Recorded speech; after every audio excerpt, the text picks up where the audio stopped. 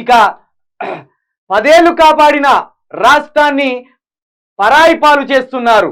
కృష్ణా జిల్లాలో హక్కుల కోసం ఉద్యమిస్తాం. కృష్ణా జలాల్లో హక్కుల కోసం ఉద్యమిస్తాం. నన్ను నా పార్టీని టచ్ చేయడం మీ వల్ల కాదు. ఏమా హామీలను ఎదుర్కొన్న చరిత్ర బారాసది.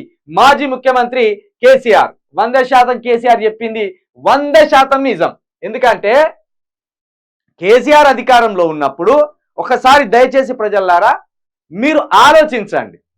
కొన్ని యూట్యూబ్ ఛానళ్ళు పని కట్టుకొని కేసీఆర్ ప్రభుత్వం మీద, కేసీఆర్ కుటుంబం మీద దాడికి దిగుతున్నారు. నిత్యం దాడికి దిగుతున్నారు. 24 గంటల్లో 24 గంటలు కేసీఆర్ కుటుంబం తెలంగాణ దోసుకునేది. ఓ లెక్కపత్రం ఉండదు వాళ్ళ దగ్గర. అట్లా మాట్లాడేటోళ్ళ దగ్గర లెక్కపత్రం ఉండదు. చిన్న విషయం జరగంగానే ఒక 10 యూట్యూబ్ ఛానల్లో ఒక 10 మంది దగ్గర పోతారు. ఈ 10 మంది ఎవరెవరంటే, ఒకరు ఆకనూరు మురళి, 2 ఆయన నాగేశ్వర్, ఎవరు మాజీ ఎమ్మెల్సీ ప్రొఫెసర్ నాగేశ్వర్, 3 వాడు తీన్మార్మల్లి గాడు, 4 రఘు, 5 ఆ కేపాల్ లాంటి మైపాల్ యాదవ్, ఇంకోడు. ఇట్లా ఈ 10 మంది ఏంటంటే వీళ్ళకి అద్భుతంగా పైసలు ముట్టినాయి. ఇక వీళ్ళకి పదవులు కూడా వస్తే ఒకటి మెడలో వేసుకొని ఊరేగుతారు. కాబట్టి రాష్ట్రం సాధించడం ఒక ఎత్తు అయితే రాష్ట్రాన్ని నిలబెట్టడం అంతకంటే పెను సవాల్. ఆ పెను సవాల్ని దిగ్విజయంగా పూర్తి చేసిన గనుడు కేసీఆర్ తిన్నాడు అన్నప్పుడు తిన్నదాన్ని నిరూపించాలి. కేసీఆర్ దోచుకున్నాడు అన్నప్పుడు దోచుకున్న దాన్ని నిరూపించాలి. కేసీఆర్ అవినీతికి పాల్పడ్డాడు అన్నప్పుడు అవినీతిని నిరూపించిన తర్వాత నిజంగా కేసీఆర్ అవినీతి జరిగిందని నిరూపిస్తే చలో చిలుక ప్రవీణ్ కాదు ఇంకెవరైనా అప్పుడు ఎవరైనా కేసీఆర్ సపోర్ట్ చేయరు. ఓ లెక్కపత్రం లేదు, ఏం లేదు. కేసీఆర్ దోసుక తిన్నాడు, కవిత దోసుక తిన్నాడు, కేసీఆర్ దోసుక తిన్నాడు. ఇదా ఇంత విద్వేషమా? దయచేసి దీన్ని తిప్పికొట్టాలి. బారాస కార్యకర్తలు కావచ్చు, తెలంగాణ వాదులు కావచ్చు, దయచేసి దీన్ని తిప్పికొట్టాలి. ఎందుకంటే 100 సార్లు 1,00,000 సార్లు మాట్లాడితే అదే నిజం అయిపోతుంది అంటే ఎట్లా?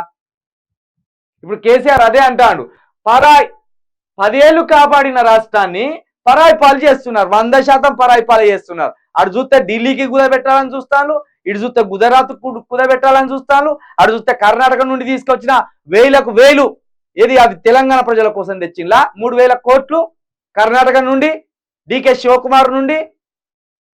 మీ ఎన్నికల కోసం డికే శివకుమార్ దగ్గర 3,000 కోట్ల అప్పు చేసి ఆ 3,000 కోట్ల అప్పుని మా ప్రజలకు రైతు బంధు ఇవ్వకుండా, మా ప్రజలకు కరెంటు ఇవ్వకుండా, మా ప్రజలకు నీళ్లు ఇవ్వకుండా మళ్ళా ఇక్కడి నుంచి సంపాదన తీసుకుపోయి డికే శివకుమార్ కు 3,000 కోట్లు ఇవ్వాలా? ఇదా అది తెలంగాణ కోసం చేసిన అప్ప, మీ ఎన్నికల కోసం చేసిన అప్పు.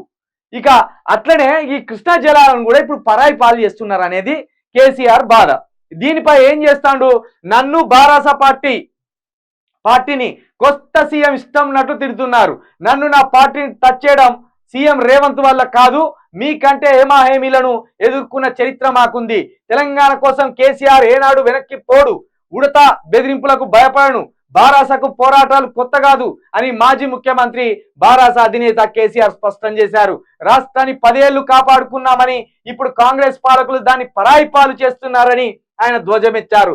తెలంగాణ భవన్ లో మంగళవారం హైదరాబాద్, ఉమ్మడి రంగారెడ్డి, నల్గొండ, మహబూబ్నగర్, ఖమ్మం జిల్లా నేతలతో నిర్వహించిన సమావేశంలో ఆయన ప్రసంగించారు. 13న నల్గొండ సభతో పోరుకు శ్రీకారం చుట్టండి. దయచేసి చెప్తున్నాం తెలంగాణ ప్రజలారా, తెలంగాణ రాష్ట్రం ప్రపంచంలోనే ఒక అత్యద్భుతమైన రాష్ట్రంగా నిలబడాలంటే ప్రతిపక్షం అత్యంత గట్టిగా ఉండాలి.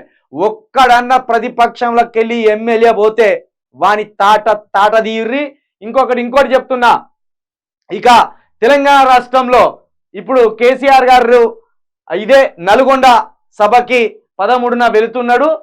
ఆ సభను కూడా దిగ్విజయం చేయండి. ఎవడో అడ్డుకుంటాడని వాడొస్తాడు, ఎవడు ఉడత బెదిరింపులే.